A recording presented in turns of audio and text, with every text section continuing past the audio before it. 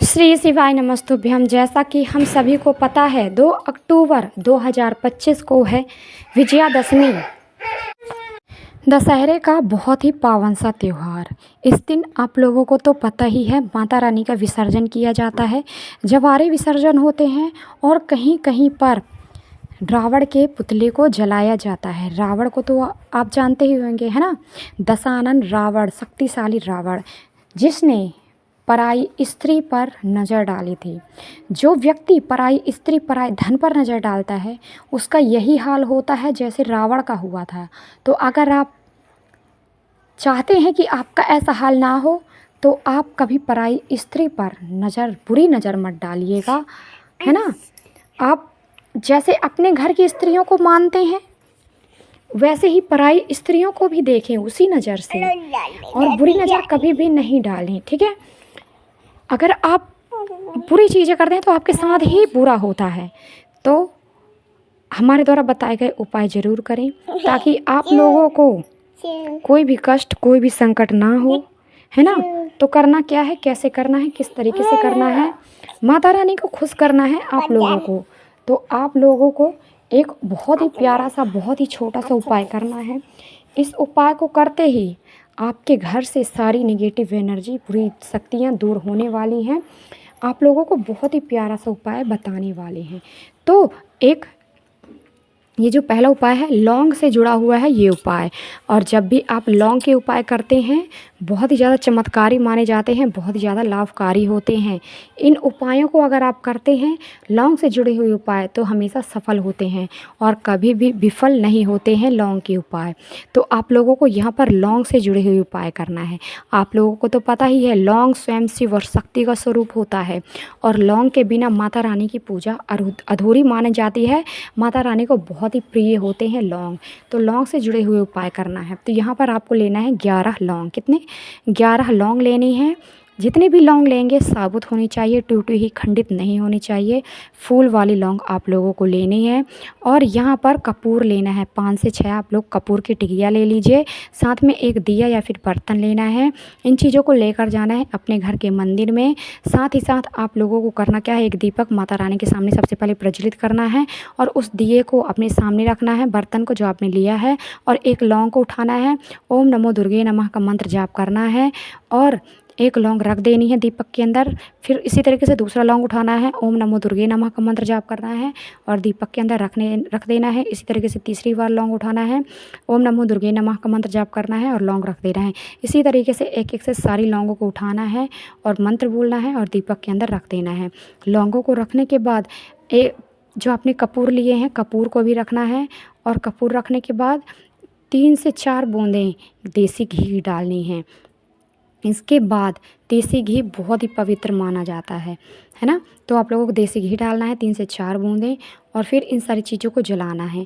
जब ये सारी चीज़ें जल रही होती हैं, माता रानी का ध्यान करते हुए, उनका स्मरण करते हुए, इसके धुएं को पूरे घर में घुमा लेना है। जितने भी रूम हैं, जितनी भी है ना जगह है आपके घर में, मंदिर में, किचन में, हर एक रूमों में घुमाना है इसके धुएं को। और जब ये सारी चीज़ें जल जाती हैं, तो इसकी राख को अपने घर के गमले में डाल देना है, या फिर बहते हुए जल में प्रवाहित कर देना है। इस उपाय को करते हैं तो आपके घर से नज़र दोष, बाधा, निगेटिव एनर्जी दूर होती है, माता लक्ष्मी का प्रवेश होता है, माता रानी बहुत ही खुश होती हैं। तो इस उपाय को आपको करना है, वीडियो को लाइक करना है, चैनल को सब्सक्राइब करके जाना है। तो ये था हमारा पहला उपाय। अब हम बात करेंगे हमारे दूसरे उपाय के बारे में। हमारा जो दूसरा उपाय है, एक दीपक वाला उपाय है। दीपक वाला उपाय आपको तो पता ही है, शाम के समय करना होता है, सूर्यास्त के बाद। तो आप लोगों को 2 अक्टूबर को शाम के समय सूर्यास्त के बाद इस उपाय को करना है। करना क्या है, माता रानी से जुड़ा हुआ है ये उपाय। तो करना क्या है, एक दीपक लेना है मिट्टी का, उसमें लंबी वाली बाती रखना है और देसी घी डालना है। साथ में आप लोगों को 2 लौंग लेनी है, माता रानी के सामने जाना है, एक चुटकी चावल के दाने लेकर, एक चुटकी चावल के दाने माता रानी के सामने रखना है, दीपक को रखना है, दीपक को प्रज्वलित करना है, और यहाँ पर माता रानी का स्मरण करना है। एक बार माता रानी का दुर्गा चालीसा का पाठ करना है, दीपक को प्रज्वलित कर देना है, और जलते हुए दीपक में 2 लौंग जो आपने लिए हैं उन्हें डाल देना है। इतना उपाय करते हैं तो माता रानी बहुत ही प्रसन्न होती हैं, क्योंकि लौंग माता रानी को बहुत ही प्रिय है, क्योंकि लौंग के बिना माता रानी की पूजा भी अधूरी मानी जाती है, और ख़ासकर नवरात्रों के दिनों में। और नवरात्रों की विजयदशमी के दिन ये उपाय करते हैं तो माता रानी आपको बहुत आशीर्वाद देकर जाती हैं। तो ये दूसरा उपाय ज़रूर करें, बहुत ही ज़्यादा चमत्कारी है, बहुत ज़्यादा लाभकारी है। तो हम बात करते हैं हमारे तीसरे उपाय के बारे में। तीसरा उपाय बहुत ही छोटा है और आपके घर के रोग दोष बीमारी के लिए है। ये उपाय करना कैसे है, जल्दी से बात करते हैं। 1 लोटा शुद्ध जल लेना है पीतल के लोटे में, 1 से 2 चुटकी काले तिल के दाने लेना है और उस व्यक्ति के ऊपर से 7 बार 11 बार उतारना है जो बीमार है। काले तिल को भी घुमाना है और 1 लोटे जल को भी 7 बार या फिर 11 बार क्लॉकवाइज, जिस दिशा में घड़ी घूमती है उसी दिशा में उतार लेना है। और इस लोटे के जल को लेकर जाना है और 1 चुटकी काले तिल को जो आपने लिया है महादेव के शिवलिंग के पास जाना है। महादेव के शिवलिंग के पास जाने के बाद आपका फेस करना है उत्तर की दिशा में। महादेव के पीछे आपको खड़ा होना है, उत्तर की दिशा में आपका फेस होगा। सबसे पहले 1 चुटकी काले तिल जो आपने लिए हैं उन्हें अर्पित करना है महादेव की शिवलिंग के ऊपर। उस व्यक्ति का नाम और गोत्र बोलते हुए जो बहुत ज़्यादा बीमार रहता है, और कुंदकेश्वर महादेव का नाम स्मरण करते हुए 1 चुटकी काले तिल के दाने अर्पित कर देना है महादेव को। और लास्ट में 1 लोटा जल आपको अर्पित करना है जो आपने लिया है। नीलकंठेश्वर महादेव का नाम स्मरण करते हुए महादेव से प्रार्थना करते हुए, हे महादेव, ये व्यक्ति बहुत ही ज़्यादा बीमार रहता है, बहुत ज़्यादा दुखी है, इसकी बीमारी को दूर करें, आप अपनी कृपा बरसाए रखिए। तो इतना बोलना है, 1 लोटा जल अर्पित कर देना है और थोड़ा सा जल जलाधारी में रोकते हुए इसी लोटे में लेना है और अपने घर लाना है और उस व्यक्ति को प्रसाद के रूप में देना है, पिलाना है। कुंदकेश्वर महादेव का नाम स्मरण करते हुए जो व्यक्ति आपके घर में बीमार रहता है उस व्यक्ति को पिला देना है और थोड़े से जल का छिड़काव आपको अपने पूरे घर में करना है।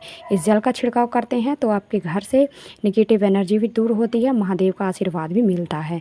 तो इस उपाय को करें, वीडियो को लाइक, चैनल को सब्सक्राइब करें। आपका दिन शुभ हो, मंगलमय हो, यही कामना रहेगी मेरी हमेशा ईश्वर से। हर हर महादेव, जय शिव शंभू।